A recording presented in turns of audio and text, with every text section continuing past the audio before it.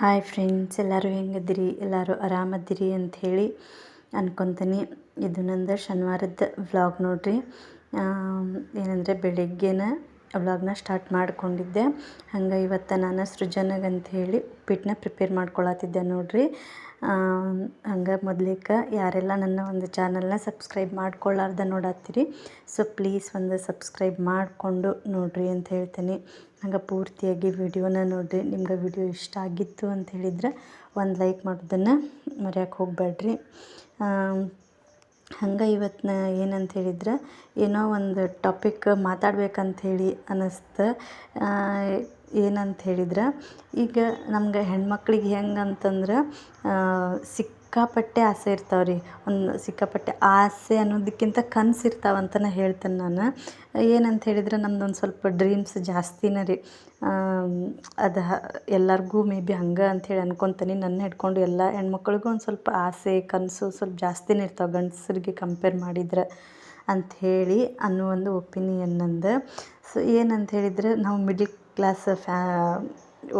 Class family ಇದ್ದವ್ರು ಹೆಂಗಂತಂದ್ರೆ 6ಕ್ಕೆ ಏರೋದಿಲ್ಲ 3ಕ್ಕೆ ಇಳಿಯೋದಿಲ್ಲ. ಆದರೂ ನಮ್ಮದು ಹೆಣ್ಮಕ್ಳದ್ದು ಕನಸು ಏನಿರ್ತಾವಂದ್ರೆ ದೊಡ್ಡ ಇರ್ತಾವೆ. ನಾವು ಆ ರೀತಿ ಜೀವನ ಮಾಡಬೇಕು, ಈ ರೀತಿ ಜೀವನ ಮಾಡಬೇಕು, ಹಂಗಿರಬೇಕು ಹಿಂಗಿರಬೇಕು ಅಂಥೇಳಿ. ಅಂದ್ರೆ ಇರೋದು ನಮ್ದು ಇನ್ಕಮ್ ಅಷ್ಟಿರಂಗಿಲ್ಲ. ಆದ್ರೆ ನಮ್ಮದು ಕನಸು, ನಮ್ಮ ಥಿಂಕಿಂಗ್ ಲೆವೆಲ್ಲು ಎಲ್ಲ ಹೆಂಗಂತಂದ್ರೆ ಆಕಾಶದ ಎತ್ತರಕ್ಕೆ ಇರ್ತೈತೆ ಅಂತಲೇ ಹೇಳಿ ಅನ್ನಿಸ್ತೈತೆ ರೀ ನನಗೆ ಒಂದೊಂದು ಸಲ. ಹಾಗಾಗಿ ನಾ ಹೇಳೋದು ಏನಂತಂದ್ರೆ, ಕನಸು ಕಾಣೋದಂತೂ ತಪ್ಪಲ್ರಿ. ಯಾಕಂದ್ರೆ ಕನಸು ಕಂಡ್ರೆ ರೀ ನಾವು ಮುಂದಿನ ಹೆಜ್ಜೆ ಇಡೋದು, ನಾವು ಮುಂದುವರಿಯೋದು, ನಾವು ಬೆಳೆಯೋದು. ಕನಸು ನಾವು ಯಾವಾಗ ಕಾಣ್ತೀವಲ್ಲ ಆವಾಗ ನಮಗೇನೋ ಏನಾದರೂ ಮಾಡಬೇಕು ಅಂಥೇಳಿ ಅನಿಸುವಂಥದ್ದು, ಆ ರೀತಿಯೆಲ್ಲ ಇರುವಂಥದ್ದು. ಈ ಕನಸು ಕಾಣಲಾರ್ದದೊಂದು ಜೀವನನ ಅಲ್ಲ. ಸೊ ಹಾಗಾಗಿ ನನ್ನ ಒಂದು ಒಪಿನಿಯನ್ ಅಂತೇನೆ. ಏನಂತ ಹೇಳಿದ್ರೆ, ನಾವು ಕನಸು ಕಾಣೋದು ತಪ್ಪಲ್ರಿ. ನಾವು ಏನೋ ಕನಸು ಕಾಣಕತ್ತೇವೆ ಅಂತಂದ್ರೂ ಅದ್ರ ತಕ್ಕಂಗೆ ಎಫರ್ಟ್ ಹಾಕ್ಕೋಬೇಕು.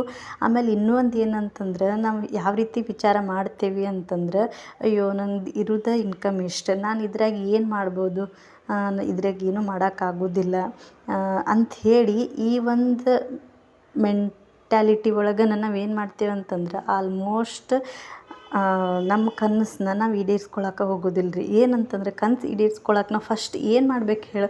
ಈಗ ನಾವು ದುಡೀಲಿ, ನಾನಂತೂ ಈಗ ಹೇಳಬೇಕಂತಂದ್ರೆ ಲಕ್ಷಗಟ್ಟಲೆ ದುಡಿಯೋರ ಬಗ್ಗೆ ಅಂತೂ ನಾನು ಮಾತಾಡೋಕೆ ಹೋಗೋದಿಲ್ಲ ರೀ. ಯಾಕಂದ್ರೆ ಲಕ್ಷಗಟ್ಟಲೆ ದುಡಿಯೋರು ಅವ್ರದ್ದು ಇದನ್ನು ಬೇರೆ ಇರ್ತೈತೆ. ನಾವು ಮಿಡಲ್ ಕ್ಲಾಸ್ ಫ್ಯಾಮಿಲಿದವ್ರು ಅಂತಂದ್ರೆ ಸಾವಿರಗಟ್ಟಲೆ ಏನೋ 10,000 20,000 30,000 ಈ ರೀತಿ ನಮ್ದು ಇನ್ಕಮ್ ಇರ್ತೈತಿ. ಅದ್ರೊಳಗನ ನಮ್ಮ ಜೀವನ ಮಾಡ್ಕೋಬೇಕು. ಅದ್ರೊಳಗನ ಎಲ್ಲನೂ ನಿಭಾಯಿಸ್ಕೊಂಡು ನಮ್ದು ಏನೈತಿ ಫ್ಯೂಚರ್ ಅದನ್ನು ನಾವು ಕಟ್ಕೋಬೇಕು ರೀ. ಆ ರೀತಿ ನಾವು ಮಾಡಬೇಕು ಅಂತಂದ್ರೆ ನಂದು ಒಂದು ಯಾವ ರೀತಿ ಇರ್ಬೇಕಂತ ಹೇಳಿದರೆ, ಈಗ ನಾನು 10,000 ಇನ್ಕಮ್ನ ಹಿಡ್ಕೊಂಡು ನಾನು ಮಾತಾಡ್ತೀನಿ ರೀ. ಈಗ 10,000 ನನ್ನ ಕಡೆ ಇನ್ಕಮ್ ಐತಿ ನಂಗೆ ಮಂತ್ಲಿ ಅಂತಂದ್ರೂ ನಾವು ಏನು ಮಾಡಬೇಕು, ಫಸ್ಟ್ ಸರಿಯಾಗಿ ಯಾವುದಕ್ಕೆ ಎಷ್ಟು ನಾವು ಖರ್ಚು ಮಾಡಬೇಕು.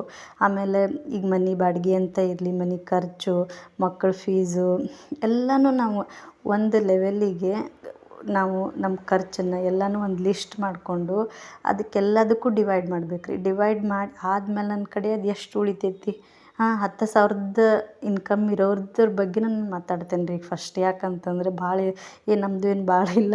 ಆಮೇಲೆ ಭಾಳ ಇರೋರು ನೋಡತ್ತಿದ್ರೆ ಅವ್ರದ್ದು ನಿಮಗೆ ಬಿಟ್ಟಿದ್ರಿ. ಯಾಕಂದ್ರೆ ನಮ್ಮ ಮಿಡಲ್ ಕ್ಲಾಸ್ ಫ್ಯಾಮಿಲಿದವ್ರದ್ದು ಅಷ್ಟನ್ನು ನಾನು ಹೇಳತ್ತಿದ್ದೆ.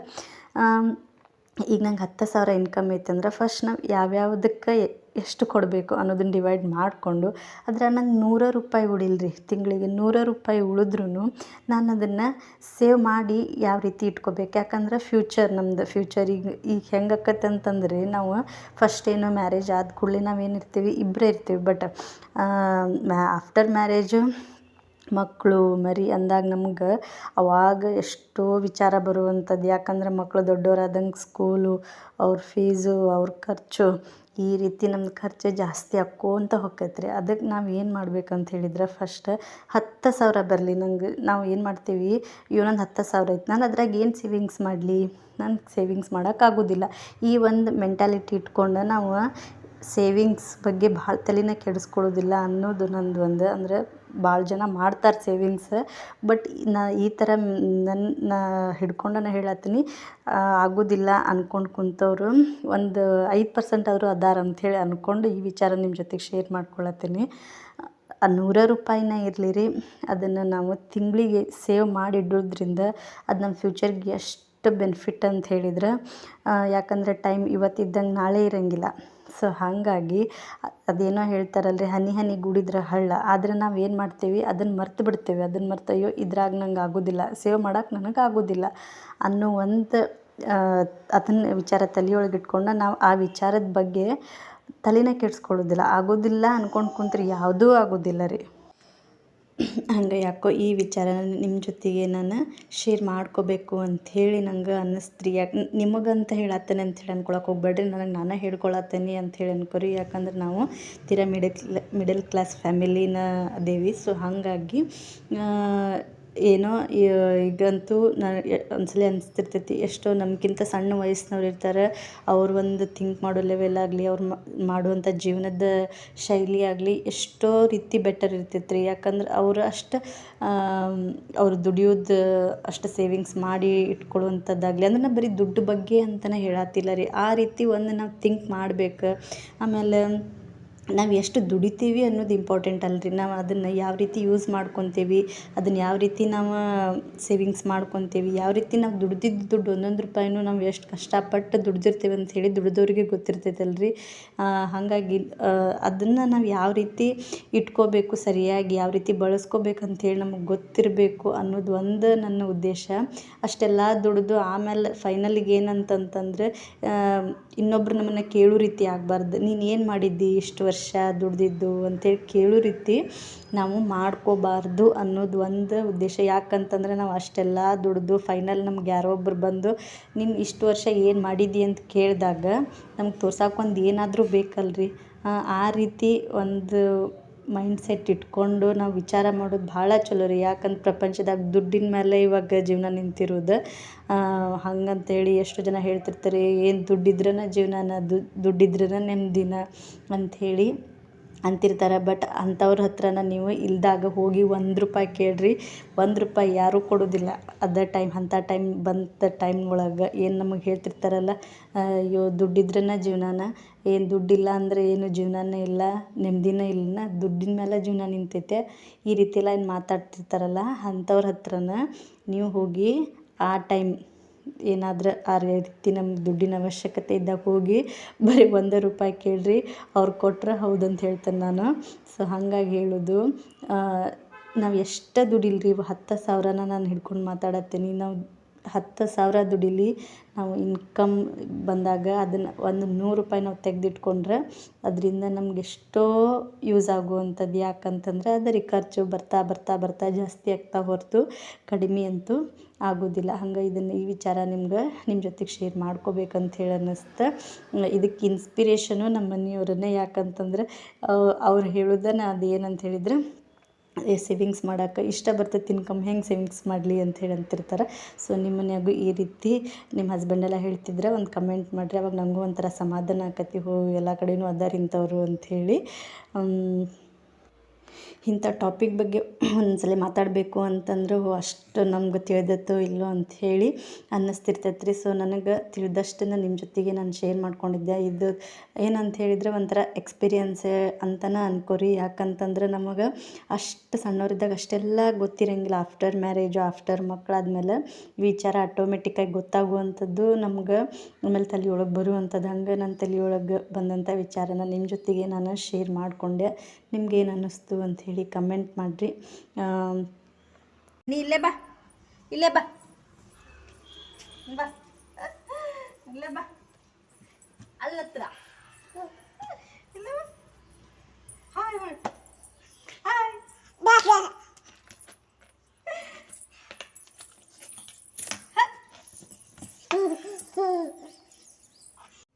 ಆಗು ಬೇ, ಅಣ್ಣ ಕರ್ಕೊಂಬರ್ತೀಯ?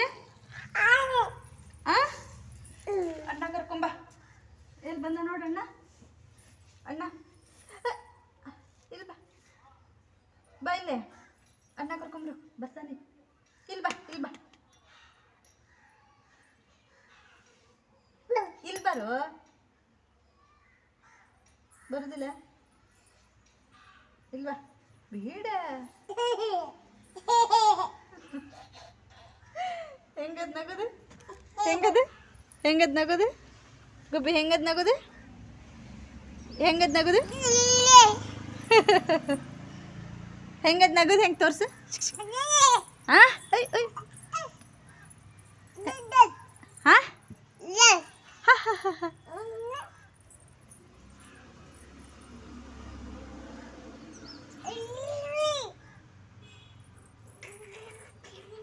ಏನದ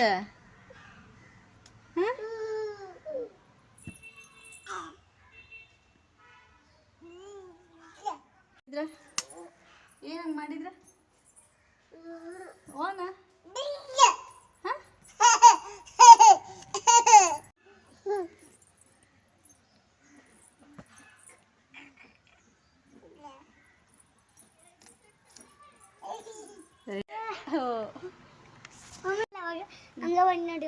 ಅಣ್ಣ ಬಂದ ಅಲ್ಲ ಗುಬ್ಬಿ ಹಾಯ್ ಹೇಳ ನೀನು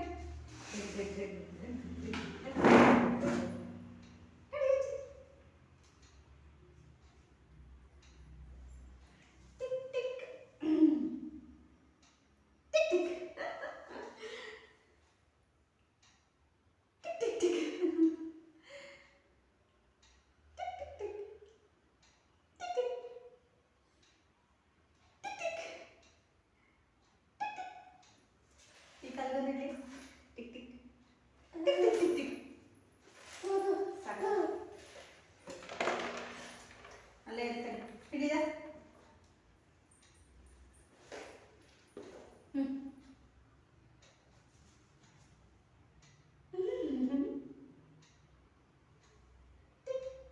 ಕುಂದ್ರಿ ಕೆಳ ಕುಂದ್ರಿ ಕೆಳ ಕುಂದ್ರಿ ಇಲ್ಲಿ ಕುಂದ್ರ ಪಟ್ನೆ ಈ ಖಾಲಿ ಹಸ್ತಂದೆ ಖಾಲಿ ಕುಂದ್ರು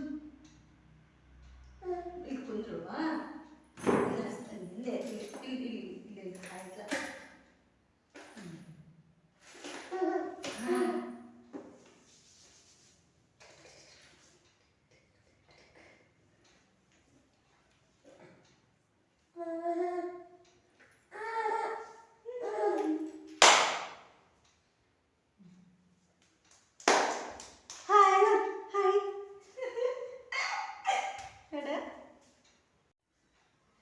ಗೊಂಬೆ ಗೊಂಬೆ ಮುದ್ದು ಗೊಂಬೆ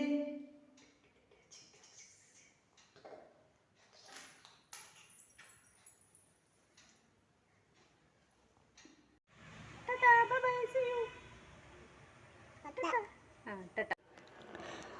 ಇದೆಲ್ಲ ನೋಡ್ರಿ ನಾನು ಸಂಜೆ ಮುಂದೆ ಎಲ್ಲನೂ ಮತ್ತೆ ಮಾಡ್ಕೊಂಡಂಥ ವಿಡಿಯೋ ಏನಂತ ಇದ್ರೆ ಶನಿವಾರ ಇತ್ತು ಹಾಗಾಗಿ ಮಾರ್ಕೆಟಿಗೆ ಹೋಗಾಕಂಥೇಳಿ ನಾನು ಗುಬ್ಬಿ ಎಲ್ಲ ರೆಡಿಯಾಗಿ ನಿಂತಿದ್ದೆ ನೋಡ್ರಿ. ಮನೆಯವ್ರು ಬಂದಿಂದ ಹೋಗೋದು ಅವ್ರ ಡ್ಯೂಟಿ ಎಲ್ಲ ಮುಗಿಸಿ ಬರಬೇಕಾಗಿತ್ತು. ಸೊ ಹಾಗಾಗಿ ಅವ್ರು ಬಂದ ಮೇಲೆ ಹೋಗುವಂಥದ್ದು. ನಾನು ಗುಬ್ಬಿ ಎಲ್ಲ ರೆಡಿಯಾಗಿ ನಿಂತಿದ್ವಿ ನೋಡ್ರಿ. ಈ ರೀತಿಯಾಗಿ ನನ್ನ ಒಂದು ಇವತ್ತಿನ ದಿನ ಇತ್ತು ಅಂತಲೇ ಹೇಳ್ಬೋದು. ಸೊ ನೋಡಿದಂಥ ಎಲ್ರಿಗೂ ಥ್ಯಾಂಕ್ ಯು ಸೋ ಮಚ್. ಹಂಗೆ ನಿಮ್ಗೆ ಈ ವಿಡಿಯೋ ಇಷ್ಟ ಆಗಿತ್ತು ಅಂತ ಹೇಳಿದ್ರೆ ಪ್ಲೀಸ್ ಒಂದು ಲೈಕ್ ಮಾಡಿರಿ. ಹಂಗೆ ನನ್ನ ಚಾನಲ್ನ ಸಬ್ಸ್ಕ್ರೈಬ್ ಮಾಡಿಕೊಂಡು ನೋಡಿರಿ ಅಂತ ಹೇಳ್ತೇನೆ. ನೋಡಿದಂಥ ಎಲ್ರಿಗೂ thank you so much. Bye, take care.